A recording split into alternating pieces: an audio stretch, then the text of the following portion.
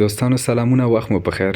په دې ویډیو کې به موږ واتس اپ اکاونټ جوړولو طریقه زده کوو چې څنګه کولی شو د واتس اپ اکاونټ جوړ کړو یا حساب پرانیزو. هغې لپاره تاسې باید واتس اپ ډاونلوډ کړی وي له پلی سټور څخه یا له ګوګل څخه. نو ما تیار ډاونلوډ کړی دی. زه به په واتس اپ باندې کلیک وکړم. دلته به اګري اینډ کنټینیو، بیا په دې شین ځای باندې کلیک وکړم. کلیک کول نه وروسته به ما نه دلته نمبر غواړي، هغه نمبر چې زه پرې غواړم واتس اپ جوړ کړم. نو زه دلته نمبر لیکم، تاسې یې ولیکئ کوم نمبر باندې چې تاسې غواړئ واتس اپ جوړ کړئ. زه به نمبر ولیکم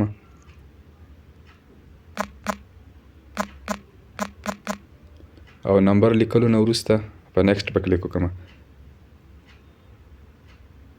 دلته به ما نه پوښتنه کوي چې از دس د کریکټ نمبر، آیا دا کوم نمبر چې تاسې ولیکه دا صحیح دی، کوم یعنې مشکل کوم عادت خو به یې کم او زیات یا غلط نه وي. نو که صحیح وو نو تاسې به په یس باندې کلیک وکړئ. یس باندې کلیک کول نه وروسته دوستانو که ستاسې هغه سیم چې تاسې غواړئ پر واتس اپ جوړ کړئ هغه که تیار ستاسې سمارټ فون یا ټچ موبایل کې پروت وو، نو بیا خو تاسې به کنټینیو باندې کلیک وکړئ، ځکه کنټینیو باندې کلیک کول نه وروسته به ستاسې سیم کارت ته یو مس کال غوندې راشي چې هغه سره به اتومات ډول ستاسې واتس اپ هغه چې دی دا به جوړ شي. او که په سمارټ فون یا په ټچ موبایل کې مو ستاسې هغه سیم پروت نه وي، نو بیا به په ویریفای انادر وی باندې کلیک وکړئ. نو ما سره هم همداسې فعلا په دې موبایل کې را سره هما سیم کارت نشته، نو بل موبایل کې دی، نو زه به په دغه دوم اپشن باندې کلیک وکړم. دوم اپشن باندې کلیک وکړم چې اس ام اس لارې باید ماته کوډ راواستول شي. نو بیا به کنټینیو باندې کلیک وکړم.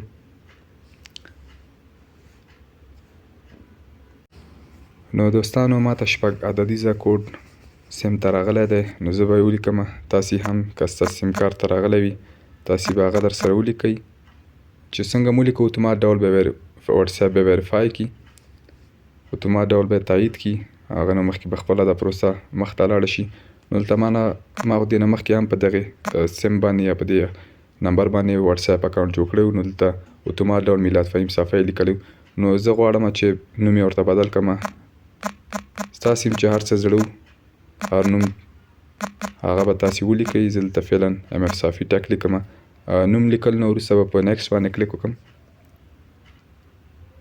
کلیک نه وروسته به دغه اپشن که تاسې غواړئ چې یو پاسکي یو رمز ورته ولګوئ بیا خو به په کنټینیو باندې کلیک وکړئ، او که نه و زه فعلا سکپ کوم. سکپ نه وروسته دلته ما نه پوښتنه کوي اډ ایمیل ټو پروټیکټ یور اکاونټ، یعنی یو ایمیل هغه کوي چې تاسې آینده کې که مثلا ستاسې سیم کارت باندې څه کېږي یا واتس اپ باندې وبخئ، نو بیا که تاسې ایمیل هغه کړی نو تاسو کوم خبرې چیټینګ چې مو کړی یا خبرې اترې مو کړي یا که وایس میسج یا که همداسې نور، نو ستاسې ډیټا به ضایع کېږي نه یا ورک کېږي به نه.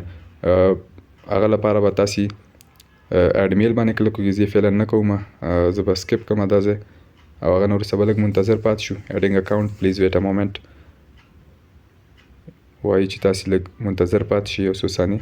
نو تاسې وینئ دوستانو چې دلته د واتس اپ اکاونټ جوړ شوی دی. نو دا وه د نن ورځې ویډیو. که خوښه شوې مې وي در سره لایک یې کړئ، که کوم نظر یا پوښتنه لرئ له موږ سره یې د کامنټ له لارې شریکه کړئ.